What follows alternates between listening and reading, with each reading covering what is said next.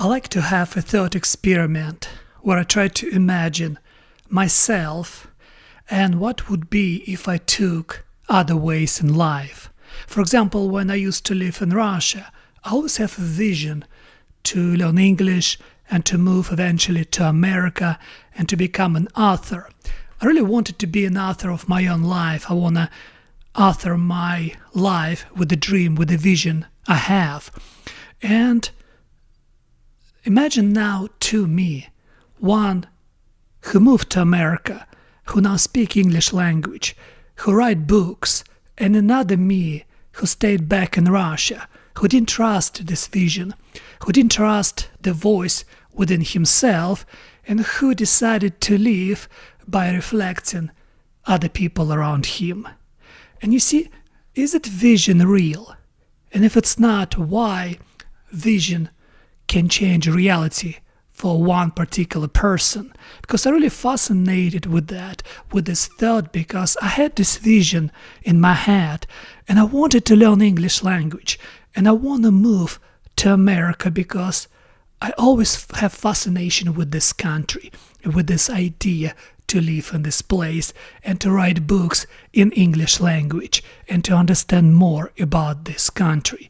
And eventually, because of my vision, because of my persistence, I move here and I live here. Yes, my life is not perfect, but in some sense, I live according to my vision and I live according to the voice within me that usually tells me what is the right thing to do. And on my way, I fought a lot of dragons and a lot of things to overcome, and I still keep fighting, because when you wanna live by your vision, you have to fight the dragons that you always have, and they always rise new dragons on your way.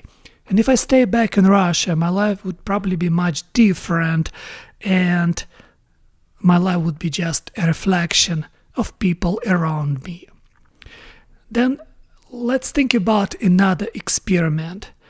Imagine if I decided that I don't want to look at the sun any longer, and I close my eyes intentionally. I want to blind myself. I don't want to see the sun.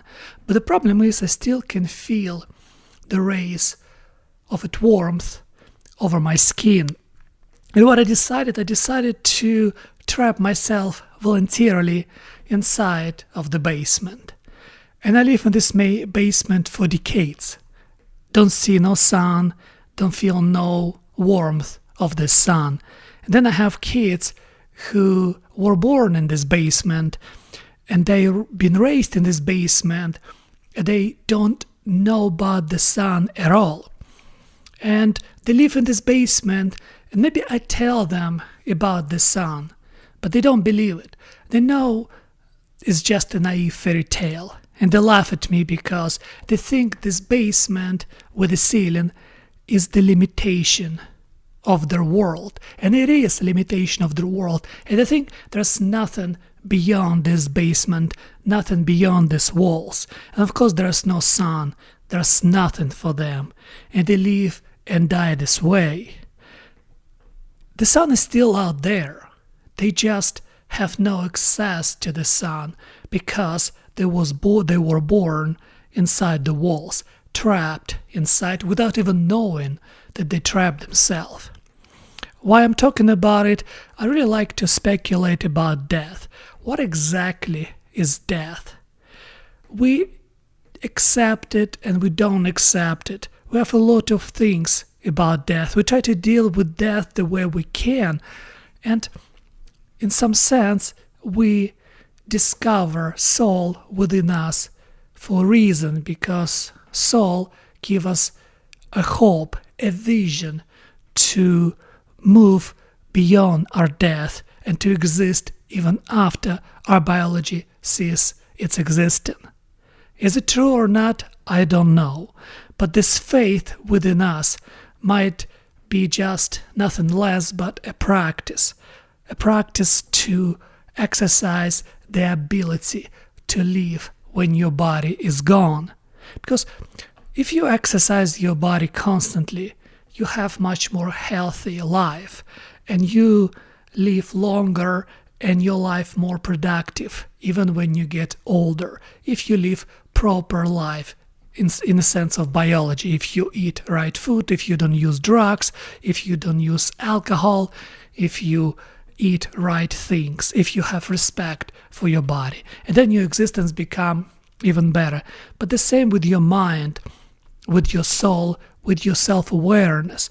If you practice this internal vision of what might happen to you after life, maybe it in some sense help you to understand and to overcome death itself, because your soul or your mind trapped inside this form, this biological form, and when you die, this biological form ceases to exist, but maybe your internal form, yourself, the soul itself, might live, but only if you learn how to practice it to be whole and exist outside your body on its own. And in some sense, maybe death is just a wall, and you need to build a bridge to cross through, like to go through this wall, to understand what behind death itself. And we don't know much about it, but we always been fascinated with this topic since the beginning of our thought. We invented the idea of soul. We have this craving for religion. We have craving for art. We want to transcend ourselves and to become much more bigger than biology itself. Even atheists who claim they don't believe in God, they still have the sense of wonder before the world, before the stars, before the eternity itself. I don't know. I'm struggling by myself to understand, is it the end when you die? Is it just light goes off and nothing out there? But at the same time, I don't think so. There's something in us that we don't quite understand yet. This is like a vision, like a voice within us. What exactly this voice, if it's not the voice of God? And if it's the voice of God, and then when we listen it properly, making proper sacrifices in our life, create meaning and follow this meaning, maybe this is the transition towards something bigger than biological life itself. It's really hard to understand. But I always think about vision, because you have a vision. Every one of us have a vision. Every one of us want to follow this vision, but sometimes we don't have enough strength. We don't have enough, maybe, patience. And we forget that practice makes perfect. You have to keep practicing over and over and over again in every single thing. You have to practice your biological life, and you have to also practice your internal life. That's what I don't understand about atheism, because atheism in some sense completely disregarded practicing of their internal life, of their spiritual life. And if you deny this practice to your own spirit, maybe your spirit will be gone before you die. Because if you stop practicing your biology, you die earlier, and you will never derive as much benefits as, for example, you practice your biology. Maybe the same with your spirit. You have to keep practicing your spiritual life through certain rituals, through certain observation in your religious history. Maybe that's why we have this need for religion, this need for God, because it tells us something about us and about our life after death. That's why we're so fascinating. We think about it. Since we discover time, we discover notion of death. And with the notion of death, we were terrified, and we have to create vision of afterlife. As we create a vision in our life, the vision of life itself for us, for biological life, like your dreams, your idea how to live proper.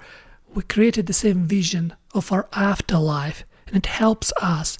It tells us what might happen. And is it real or not?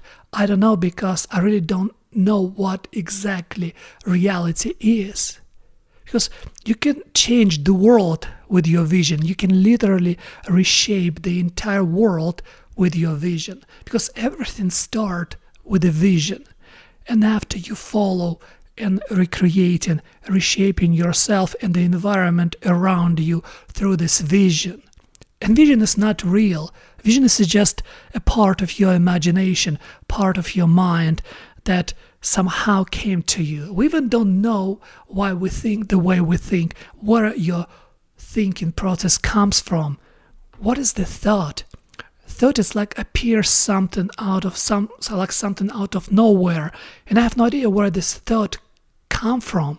Sometimes I really believe, as Plato said 2,500 years ago, that we don't learn, we remember. Maybe there is just a knowledge within us that lives inside of us, and we just keep discovering and rediscovering through our visions, through our steps. Because in some sense we have two options in life: or we just reflection of other people, or we live by our own vision, reflecting the voice within us. And this is the voice of God that we have to listen. It's really hard to listen this voice within us, because while listening to this voice, you stop reflecting other people, and there's a cost for stopping reflecting other people, because you become more lonely and live more in solitude. Whether it's good or bad, it's hard to tell.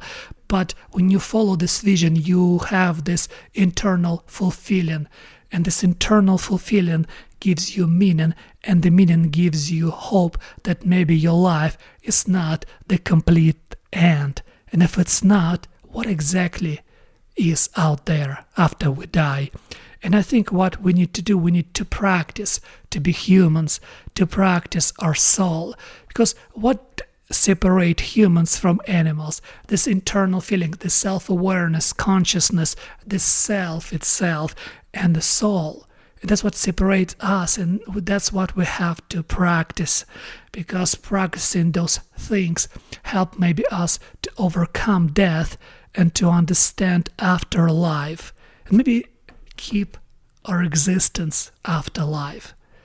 And I'd never understood why atheists think it's a magic idea of God, because it's not.